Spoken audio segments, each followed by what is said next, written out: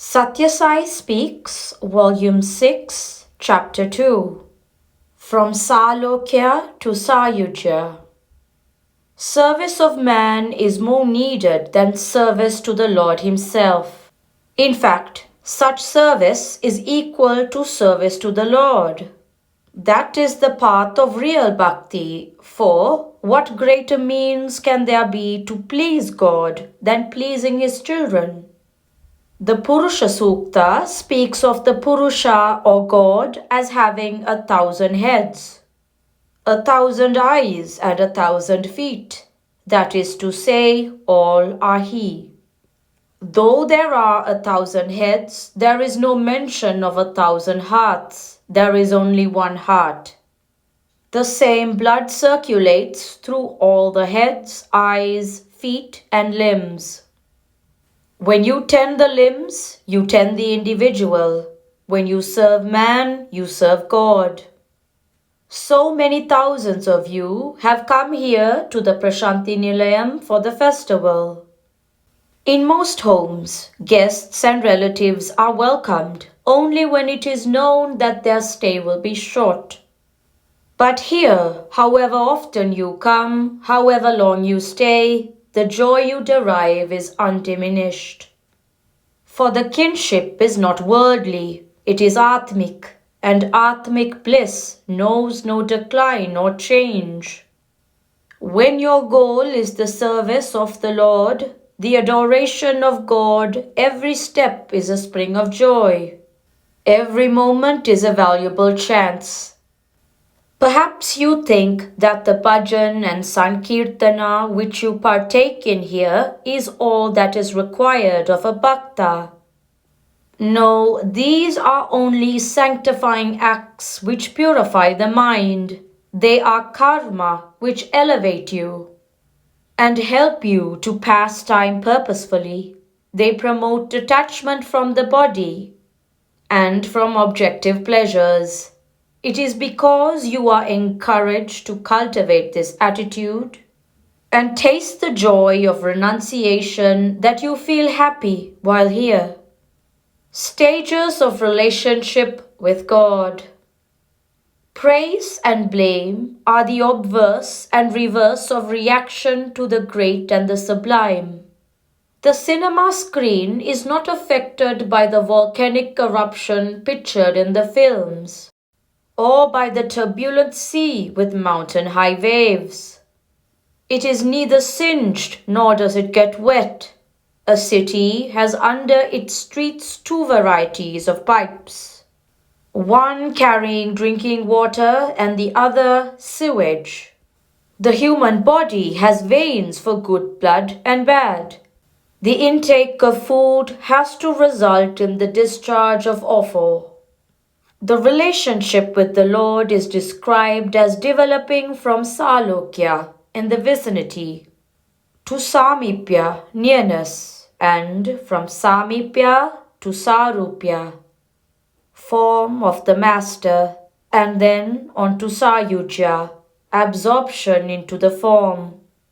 You can understand this clearly if you take Saalokya to mean being in the kingdom ruled by the Lord as monarch or as a servant in the palace where he dwells. You are under his paripalana, fostering care. You are aware that it is he who sustains you. In the Samipya stage, you feel you are a personal attendant on the Lord.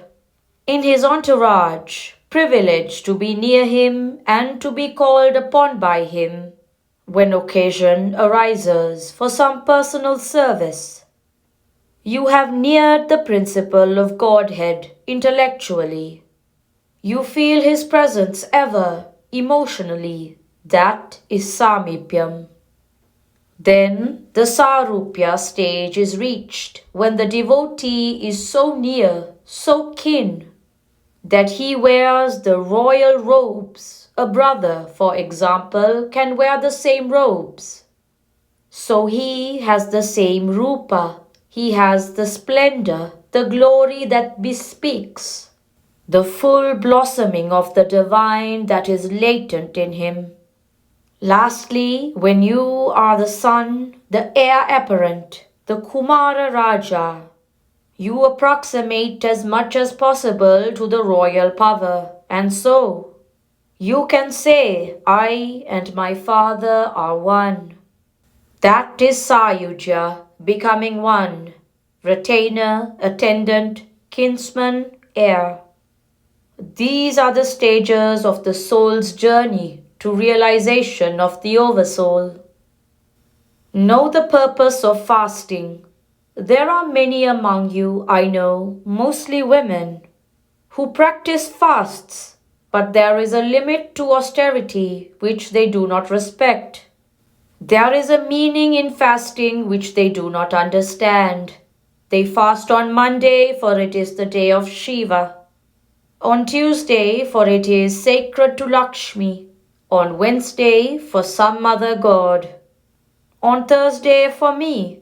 On Friday, again for Lakshmi. On Saturday, to propitiate Shani, and on Sunday, for the sun. Lal Bahadur Shastri, that good and simple man, pleaded that you miss a meal on Monday nights. But these misdirected aspirants spoil their health and well-being by overdoing the vow of fasting. Periodical fasting is prescribed in order to help the system overhaul itself and to give much-needed rest to the processes. Again, during the fast, you must not be aware of hunger at all. Are you sure that it is so? You must free yourself from all thoughts of food and concentrate on the thought of God. If thoughts of food bother you, if pangs of hunger disturb you, then it is much better to eat and then start sadhana. Upavasa, the word for the vow of fasting, means living in the proximity of God.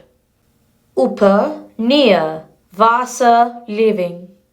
And so, the vow is meant to liberate you from the worry and bother of preparing and eating food, so that you might dwell more intimately with God. Remember that the purpose of fast is spending time in the contemplation of God and not simply punishing the body by cutting a meal or a series of meals. Vows, vigils, fasts, etc., along with all kinds of voluntarily imposed or involuntarily suffered hardships, are to be looked upon as promoting spiritual strength, not as weakening physical stamina. They dig around the roots and make the plant grow fast. They clip the wayward twigs and make the tree tall and truly trim. Shivaratri Festival, March 1966. Look upon joy and grief as teachers of hardihood and balance. Grief is a friendly reminder, a good taskmaster, even a better teacher than joy. God gives both protection and punishment, for how can He be the Lord if He does not insist on strict accounting and strict obedience? Sri Sathya Sai Baba.